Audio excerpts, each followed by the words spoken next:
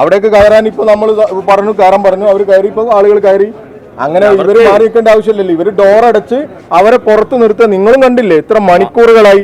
ഞങ്ങളിവിടെ ഇതറിഞ്ഞു വന്നവരാണ്. ഞങ്ങളിതറിഞ്ഞ് ഇവിടെയുള്ള പല ആളുകളും എംപ്ലോയീസും നമ്മളെയൊക്കെ ബന്ധപ്പെട്ടു.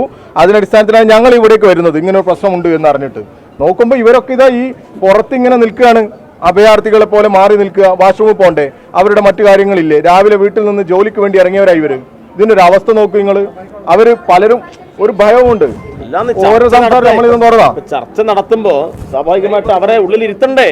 റോഡിൽ ഇറക്കിയിട്ടാണോ ചർച്ച നടത്തുക? അത് മര്യാദയാണോ?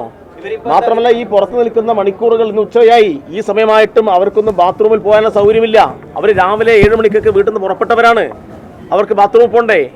ഇത് എന്തൊരു മര്യാദയില്ലാത്ത പരിപാടിയാണിത്. ഇവിടെ ആരൊക്കെയുണ്ട്? ഇതാരാ ഇതിന്റെ ഉടമകളെന്നും ഇതിന്റെ ഉദ്യോഗസ്ഥന്മാരാരാന്നും നമുക്ക് അറിഞ്ഞൂടാ. ഞങ്ങൾ ഇവിടെ ഇടപെട്ടു, ഇവരോട് തുറക്കാൻ പറഞ്ഞു. നമ്മൾ വാശി പിടിച്ച ഇവർ തുറന്നു. ഏതായാലും അത് ഒരു മനുഷ്യത്വപരമായ ഇടപെടലാണല്ലോ. ഇത് കണ്ടു നിൽക്കുന്ന ഒരു ജനാധിപത്യ സംവിധാനത്തിൽ ഇടപെടുന്ന ആളുകൾ എന്നുള്ള നിലക്ക് ഞങ്ങളുടെ കൂടി ഉത്തരവാദിത്തമാണ്, നമ്മുടെ ഓരോരുത്തരുടെ ഉത്തരവാദിത്തമാണ്. ആ ഉത്തരവാദിത്തം ഞങ്ങൾ നിർവഹിച്ചു.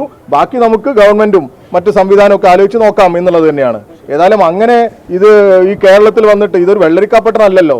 കേരളത്തിൽ വന്നിട്ട് ശുദ്ധ തോന്നിയാസം ചെയ്ത് പോകാൻ ആരെങ്കിലും കരുതുന്നുണ്ടോ?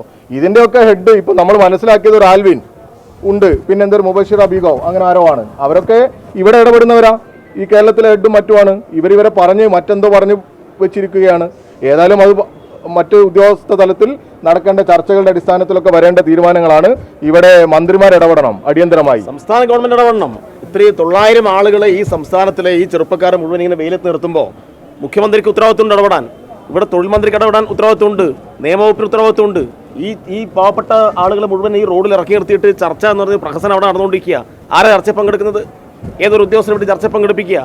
ഇവിടെ മന്ത്രിമാർ വന്ന് ചർച്ച പങ്കെടുക്കണം.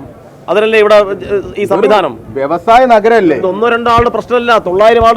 ഇന്ന് ഇത് അനുവദിക്കപ്പെട്ടാൽ നാളെ 100 കണക്കിന് സ്ഥാപനങ്ങൾ ഇതുപോലെ കേരളത്തിൽ പ്രവർത്തിക്കുന്നുണ്ട്. എല്ലാവരെയും പിരിച്ചുവിടും. ആളുകൾക്ക് തൊഴിൽ സുരക്ഷ വേണ്ടേ? അവിടെ സ്പേസ് ഉപയോഗിക്കാൻ ജോലി പ്രവേശിക്കാൻ കഴിയില്ല. ജോലി പ്രവേശിക്കണമെങ്കിൽ സ്വാഭാവികമായിട്ടും അവരുടെ സ്പേസിൽ അവർ ഇത്ര ഞങ്ങൾ പറയുന്നത്. ബാക്കി കാര്യങ്ങൾ ചർച്ച ചെയ്യട്ടെ.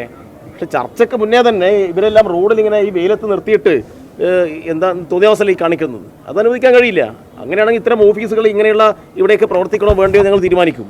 ഇങ്ങനെ കുറച്ച് ആളുകൾക്കുള്ളിൽ ഇരുന്ന് ഇവരെല്ലാം പുറത്താക്കിയിട്ട് ഓഫീസ് ഇങ്ങനെ പ്രവർത്തിക്കാൻ പറ്റുമോ? ഇത് കേരളത്തിൽ പ്രവർത്തിക്കുന്ന ഓഫീസാണെങ്കിൽ അതിൻ്റെതായ മര്യാദ പാലിക്കണം.